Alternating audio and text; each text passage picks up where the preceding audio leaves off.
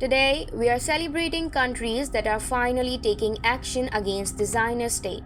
In the wake of recent ruling by the International Criminal Court, which found Israel guilty of committing genocide in Gaza. Indeed, the arc of the moral universe is bending once again towards justice and the Palestinian people, leaving Israel isolated and increasingly cut off from its Western allies.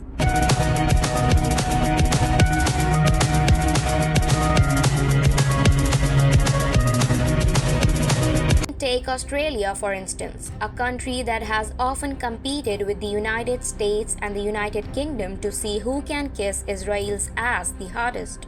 It has not only taken a 180-degree turn against the Jewish state, but also a complete about-face towards Palestine, since the ICC issued arrest warrants for Netanyahu and his officials. Australia is illustrative of why the ICC ruling is so devastating to Israel. It leaves no space for its Western allies to deny and downplay the Zionist regime's continual violations of international law and human rights. It's now a target in open water, which explains why Australia felt politically safe in finally recognizing Palestinian statehood at the United Nations on December 4th.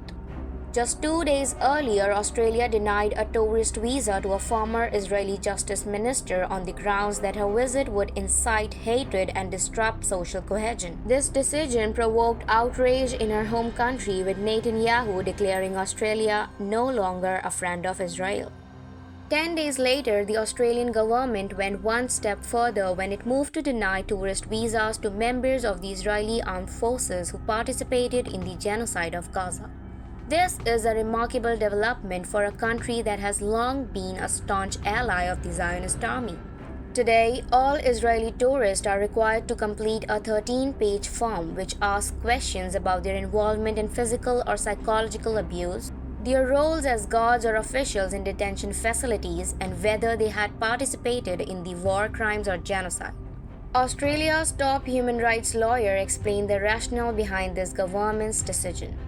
As an Australian citizen, I have never been prouder of my country than I am today, in slapping a shadow ban on Israeli visitors and recognizing Palestinian sovereignty. It's something I honestly never expected to see in my lifetime. But even better than that, Australia's changing policy reflects the attitudes of a vast majority of the country's population, which has become increasingly supportive of the BDS movement. And while there are too many examples to cite, this story is illustrative of what I'm talking about.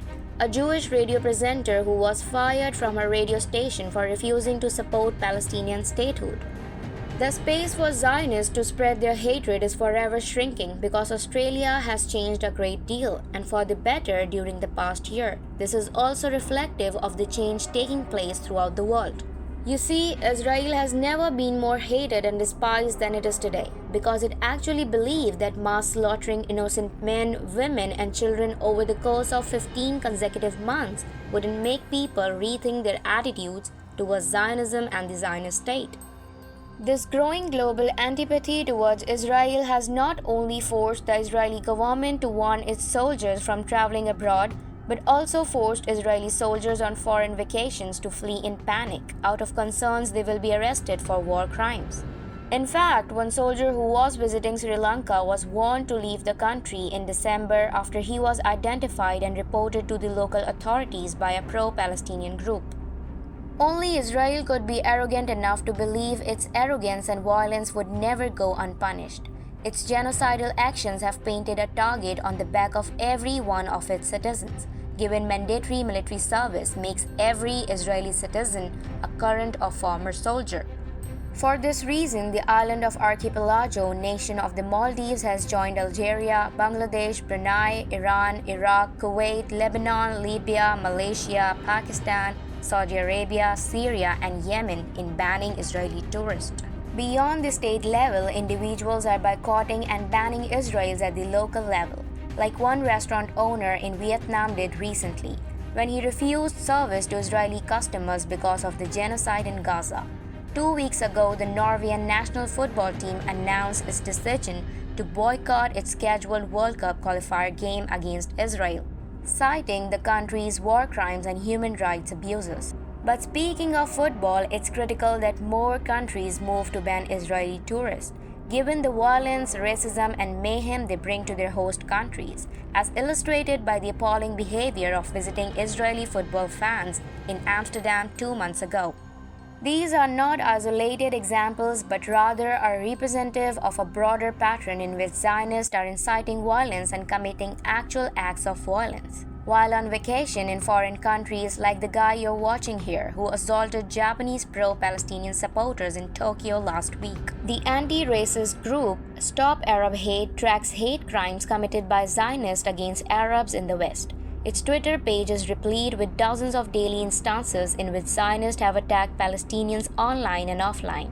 So, while on one hand it's encouraging that so many countries are moving to ban Israeli tourists from the shores, the other hand suggests more action is needed from many more countries. To that end, Australia offers a template to its Western democratic allies in banning Israeli leaders and questioning those who have recently served in the Israeli military. But stronger actions are required given genocide allegations against Israel are no longer in dispute. There is simply no place in a democratic society for those who commit crimes against humanity, support crimes against humanity, or the ideology that underpins them.